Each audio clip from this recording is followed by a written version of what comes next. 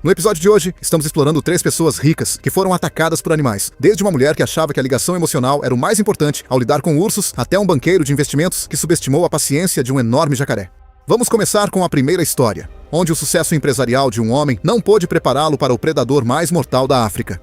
Era 8 de junho de 2015, e a luz dourada do entardecer se estendia pelo extenso rancho de 200 acres nos arredores de San Antonio, Texas, enquanto Robert Castellanos se dirigia ao complexo de animais exóticos que ele havia construído com sua fortuna na construção. O magnata de 45 anos havia passado a última década transformando sua propriedade no que ele chamava de seu santuário pessoal de vida selvagem, completo com recintos aprovados, abrigando alguns dos predadores mais perigosos do mundo. O complexo estava situado entre colinas ondulantes, pontilhadas com árvores de mesquite, longe dos empreendimentos comerciais que fizeram de Bob um dos empreiteiros mais bem-sucedidos do sul do Texas.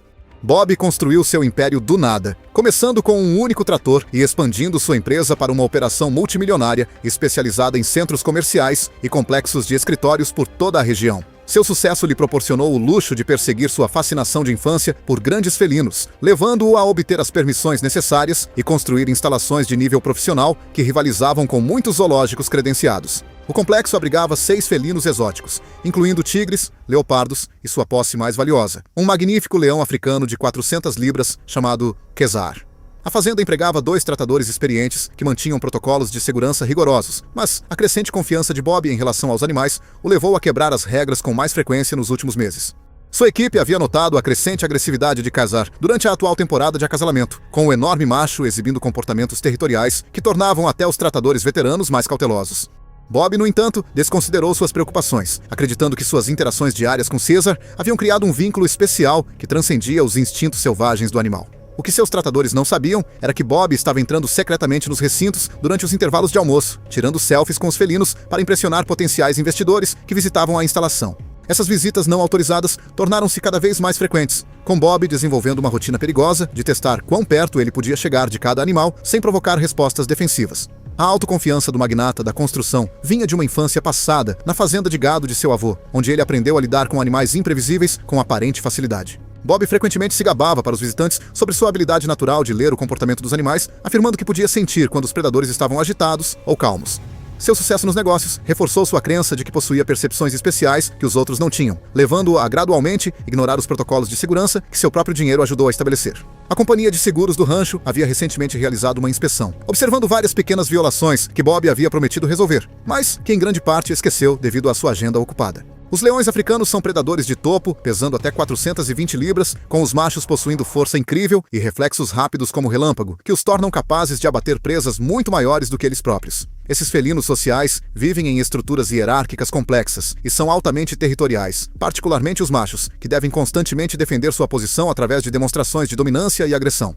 Durante a temporada de acasalamento, os leões machos tornam-se especialmente imprevisíveis, com comportamentos impulsionados pela testosterona que podem desencadear ataques súbitos, mesmo contra humanos familiares. Suas mandíbulas poderosas podem exercer uma força de mordida superior a 650 libras por polegada quadrada, enquanto suas garras retráteis são projetadas para agarrar e rasgar a carne com eficiência devastadora. Quando Bob se aproximou do recinto de Kezar naquela noite, ele percebeu que o sistema automático de água havia falhado, deixando o bebedouro do leão quase vazio no calor opressivo do Texas. Seu tratador principal tinha ido à cidade buscar suprimentos e não voltaria por pelo menos 1 hora. Mas Bob não suportava na ideia de Caesar sofrer de desidratação enquanto esperava. O magnata da construção já havia entrado no recinto dezenas de vezes antes, durante a manutenção de rotina, sempre seguindo procedimentos de bloqueio que garantiam que o leão estivesse seguro em uma seção separada. O erro fatal de Bob ocorreu quando ele não verificou se o portão interno entre as seções do recinto havia sido devidamente trancado, após o trabalho de manutenção mais cedo naquele dia. Um trabalhador havia deixado a pesada barreira de aço parcialmente aberta, uma abertura de menos de 18 polegadas que parecia fechada do ângulo de visão de Bob, mas que proporcionava espaço suficiente para o leão maciço passar. Bob destrancou a entrada de serviço e entrou no que ele acreditava ser a seção segura do complexo, carregando uma mangueira de jardim para reabastecer manualmente o sistema de água. O ataque começou no momento em que Bob se inclinou sobre o bebedouro, com as costas voltadas para o interior do recinto. Kezar havia se movido silenciosamente através da abertura na barreira. Suas patas acolchoadas não faziam som no chão de concreto, enquanto ele se aproximava do humano desavisado que havia invadido seu território. Os instintos predatórios do leão foram ativados instantaneamente, quando a posição vulnerável de Bob desencadeou a resposta de caça de Kezar, o enorme felino cobrindo 6 metros entre eles em menos de 3 segundos. A estrutura de 400 libras de Caesar atingiu Bob com a força de um pequeno veículo, jogando-o de cara contra a parede de concreto ao lado do bebedouro. As mandíbulas maciças do leão se fecharam no pescoço e na cabeça de Bob, seus dentes caninos de 4 polegadas perfurando artérias principais, enquanto aplicavam uma pressão esmagadora que danificou as vértebras cervicais.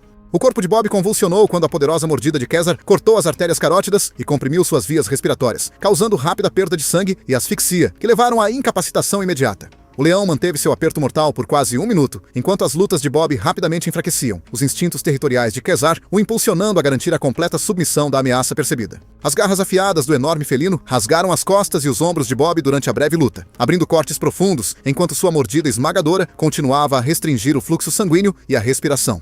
Os movimentos de Bob cessaram em 90 segundos, à medida que a combinação de perda severa de sangue e privação de oxigênio sobrecarregou seu sistema, seu corpo ficando inerte nas poderosas mandíbulas de Kesar. César soltou sua presa apenas depois que Bob ficou imóvel por vários momentos, os instintos do leão confirmando que o intruso não representava mais nenhum desafio à sua dominância. O enorme predador recuou para o canto mais distante do recinto, sua exibição territorial completa, enquanto se acomodava em uma posição vigilante perto da abertura na barreira por onde havia entrado. O tratador de Bob descobriu a cena ao retornar da cidade 2 horas depois, chamando imediatamente os serviços de emergência e as autoridades de vida selvagem para relatar o incidente. A investigação revelou a falha de manutenção que deixou o portão interno desprotegido, embora as autoridades tenham observado que Bob violou os protocolos de segurança padrão ao entrar no recinto sozinho. César foi tranquilizado e transferido para um santuário credenciado no Colorado, onde viveria sob medidas de segurança reforçadas, projetadas para prevenir incidentes semelhantes. A tragédia levou a revisões imediatas das instalações de animais exóticos particulares em todo o Texas, com novas regulamentações exigindo sistemas de segurança redundantes e protocolos obrigatórios de dupla presença para todas as entradas em recintos. A empresa de construção de Bob estabeleceu um fundo de conservação da vida selvagem em sua memória, garantindo que sua paixão por grandes felinos continuasse a apoiar esforços legítimos de conservação. Sua morte se tornou um lembrete claro de que riqueza e boas intenções não podemos superar a realidade fundamental de que os animais selvagens continuam selvagens, independentemente da familiaridade humana. No entanto, os grandes felinos não eram os únicos animais exóticos que poderiam ser mortais quando seus comportamentos naturais eram subestimados. Nas montanhas do Tennessee, uma herdeira farmacêutica descobriria que, mesmo os esforços de resgate mais bem intencionados, poderiam se tornar fatais quando os instintos sazonais sobrepujassem anos de aparente docilidade. Era 19 de setembro de 2016, e o ar fresco da montanha carregava o cheiro das folhas em mudança, enquanto Catherine Morrison se preparava para sua rotina de enriquecimento noturno em seu santuário de ursos, situado nas colinas perto de Gatlinburg, Tennessee. A herdeira de 34 anos havia herdado uma fortuna farmacêutica, que lhe permitiu seguir sua paixão pelo resgate de vida selvagem, estabelecendo o que ela acreditava ser uma instalação modelo para reabilitar ursos negros em sua propriedade montanhosa de 150 acres. O santuário abrigava 3 ursos resgatados em recintos espaçosos, projetados para imitar seu habitat natural, enquanto forneciam a segurança necessária para animais que nunca poderiam ser devolvidos à natureza. Kate cresceu cercada de privilégios, mas sempre se sentiu atraída pelo trabalho de conservação, usando sua herança para criar o que ela imaginava ser uma alternativa mais humana à gestão tradicional da vida selvagem. Ela havia obtido as permissões necessárias e consultado biólogos da vida selvagem durante a construção da instalação, mas suas diferenças filosóficas com os protocolos de segurança padrão levaram a tensões crescentes com seus consultores profissionais. Kate acreditava que sua abordagem gentil e interações diárias com os ursos criavam laços que transcendiam a natureza selvagem dos animais. A residente estrela do santuário era Bella, uma ursa negra fêmea de 300 libras que havia sido resgatada como um filhote órfão 3 anos antes, depois que sua mãe foi morta por caçadores ilegais. Kate havia alimentado Bella com mamadeira pessoalmente durante seus primeiros meses e mantido contato diário ao longo do desenvolvimento da ursa em um adulto poderoso. A aproximação do outono havia desencadeado a preparação natural de Bella para a hibernação de inverno, um processo que alterou dramaticamente o comportamento e as necessidades alimentares do urso. O que Kate não percebeu foi que seu biólogo consultor havia especificamente alertado contra qualquer contato direto durante este período crítico. Mas a mensagem estava enterrada em um e-mail longo que Kate apenas leu por alto enquanto viajava para uma conferência de conservação no Colorado. A rotina diária de Kate com Bella havia se tornado quase ritualística nos últimos 3 anos, com a herdeira passando horas todos os dias observando e interagindo com o urso que ela considerava sua maior história de sucesso. Ela havia documentado extensivamente o progresso de Bella, criando álbuns de fotos e diários em vídeo que planejava usar para apresentações de arrecadação de fundos a outros filantropos ricos. A confiança de Kate em seus métodos havia crescido a ponto de ela regularmente ignorar as preocupações de sua equipe profissional, acreditando que sua conexão emocional com os animais proporcionava insights que o treinamento formal nunca poderia igualar. O santuário havia passado recentemente por uma inspeção estadual, com apenas recomendações menores, mas o inspetor havia notado especificamente preocupações sobre a abordagem prática de Kate durante a temporada de alimentação no outono. Kate assegurou ao inspetor que entendia os riscos, mas sustentou que seu relacionamento pessoal com cada urso lhe permitia reconhecer sinais de alerta que outros poderiam não perceber. A equipe dela estava cada vez mais desconfortável com suas práticas, mas o controle financeiro de Kate sobre a instalação tornava difícil para qualquer um desafiar suas decisões diretamente. Os ursos negros americanos são onívoros altamente inteligentes que podem pesar até 600 libras, com as fêmeas sendo particularmente focadas na ingestão calórica durante os meses de outono que levam à hibernação. Durante este período, conhecido como hiperfagia, os ursos entram em uma fase intensa de alimentação em que podem consumir até 20.000 calorias por dia para acumular as reservas de gordura necessárias para sobreviver à dormência de inverno. Este imperativo biológico torna os ursos extremamente agressivos em relação à comida e imprevisíveis, pois seus instintos de sobrevivência sobrepõem-se a todas as outras considerações, incluindo a familiaridade com os cuidadores humanos. A decisão de Kate de entregar pessoalmente itens de enriquecimento sazonais no recinto de Bella refletia sua filosofia de gestão prática, apesar dos repetidos avisos de seu biólogo consultor sobre os perigos de entrar em recintos de ursos durante a hiperfagia. Ela havia realizado com sucesso atividades de enriquecimento semelhantes durante os meses de primavera e verão, colocando brinquedos, guloseimas e itens de estímulo ambiental que mantinham Bella mentalmente engajada. A confiança de Kate em sua relação com o urso havia crescido a cada interação bem-sucedida, levando-a a descartar as mudanças comportamentais sazonais como alterações temporárias de humor. O encontro fatal começou quando Kate entrou no recinto de Bella carregando uma cesta cheia de abóboras, maçãs e outras guloseimas sazonais projetadas para proporcionar estímulo mental e variedade nutricional. Bella estava descansando à sombra de um grande carvalho, mas imediatamente se concentrou na chegada de Kate, seu poderoso olfato detectando os alimentos do outro lado do recinto. A aproximação do urso parecia normal a princípio, correspondendo ao interesse casual que ela havia demonstrado durante sessões de enriquecimento anteriores. O comportamento de Bella mudou drasticamente quando Kate começou a arranjar os alimentos perto da área central de alimentação do recinto. Os instintos impulsionados pela hiperfagia do urso interpretaram a presença de Kate perto da comida como uma competição direta por recursos calóricos críticos, desencadeando uma resposta agressiva que nunca havia se manifestado durante interações anteriores. A abordagem casual de Bella se transformou em um avanço determinado enquanto ela se movia para reivindicar os itens alimentares que seus instintos de sobrevivência exigiam que ela protegesse. Kate reconheceu a mudança no comportamento de Bella e começou a se mover em direção à saída do recinto. Mas sua retirada foi dificultada pelas folhas de outono molhadas que se acumularam perto da área do portão. Seus pés escorregaram na superfície escorregadia enquanto tentava acelerar o passo, fazendo-a cair pesadamente a apenas 15 pés da segurança da saída. Os instintos defensivos de Bella em relação à comida foram totalmente ativados, quando a queda de Kate a posicionou diretamente entre o urso e os itens alimentares espalhados. O ataque do urso foi rápido e devastador, enquanto 300 libras de músculo e osso atingiram a forma prostrada de Kate com força tremenda. As poderosas patas de Bella desferiram golpes esmagadores no peito e abdômen de Kate. Suas garras afiadas abriram cortes profundos, enquanto o impacto fraturava várias costelas e danificava órgãos internos. As enormes mandíbulas do urso mordiam repetidamente o rosto e os ombros de Kate, seus dentes poderosos rasgando carne e músculo, enquanto sua resposta defensiva de alimento sobrepujava qualquer reconhecimento do humano familiar. O corpo de Kate convulsionou sob a pressão tremenda, enquanto a resposta instintiva de proteção alimentar de Bella a levava a continuar o ataque brutal. As garras do urso rasgaram os braços e o torso de Kate, enquanto ela mordia o ombro e o braço superior de Kate, seu instinto de sobrevivência criando uma reação defensiva avassaladora que nada tinha a ver com 3 anos de interação positiva com humanos. Os movimentos de Kate foram gradualmente enfraquecendo, à medida que a perda de sangue e os ferimentos internos dominavam seu sistema, seu corpo ficando mole à medida que a agressão reativa de Bella começava a diminuir. Os ataques do urso cessaram quando Kate parou de se mover. Comida da Bella. Os instintos defensivos não mais ativados pela competição percebida, o animal maciço recuou para os itens de enriquecimento espalhados. Seu foco impulsionado pela hiperfagia, retornando aos recursos calóricos críticos que haviam desencadeado o encontro fatal. O zelador de Kate descobriu a cena 30 minutos depois, durante suas rondas de segurança noturnas, chamando imediatamente os serviços de emergência e as autoridades de vida selvagem. A investigação revelou que Kate havia violado os próprios protocolos de segurança de sua instalação ao entrar sozinha no recinto durante o período crítico de hiperfagia. Bella foi eventualmente sacrificada após o encontro fatal. O incidente levou a revisões imediatas das instalações de vida selvagem privadas em todo o Tennessee, com novas regulamentações exigindo treinamento de segurança aprimorado e restrições sazonais obrigatórias nas interações entre humanos e animais. A família de Kate estabeleceu um fundo de bolsas de estudo para estudantes de biologia da vida selvagem, garantindo que sua paixão pela conservação continuasse apoiando profissionais devidamente treinados. A morte dela destacou a importância crítica de entender os comportamentos sazonais dos animais, mesmo entre espécies que parecem dóceis em outras épocas do ano. Mas os ursos não eram os únicos animais cujos comportamentos sazonais poderiam ser mortais para cuidadores excessivamente confiantes. Nos pântanos da Louisiana, o retorno de um banqueiro de investimentos às suas raízes o colocaria frente a frente com um dos predadores mais pacientes e explosivos da América do Norte.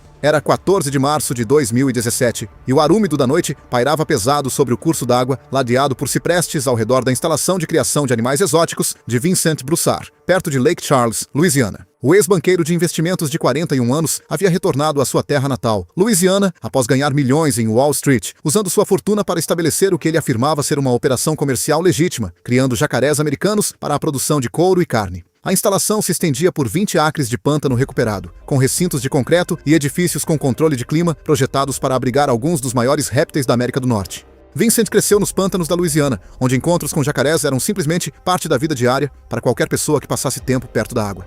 Suas experiências de infância, caçando e pescando em águas infestadas de jacarés, lhe deram uma confiança em relação a grandes répteis que impressionou os oficiais de vida selvagem do estado que inspecionaram sua instalação. Vincent empregava um tratador em meio período, mas preferia trabalhar sozinho durante as rotinas de alimentação noturnas, acreditando que seu conhecimento íntimo do comportamento dos jacarés tornava a supervisão adicional desnecessária. O macho reprodutor premiado da instalação era um monstro de 12 pés chamado Big Jake, cujo tamanho impressionante e temperamento agressivo o tornavam valioso para produzir descendentes com características comerciais desejáveis. Vincent havia adquirido Jake de uma atração de beira de estrada fracassada na Flórida, e o enorme réptil tinha se adaptado bem à sua nova casa, na Louisiana.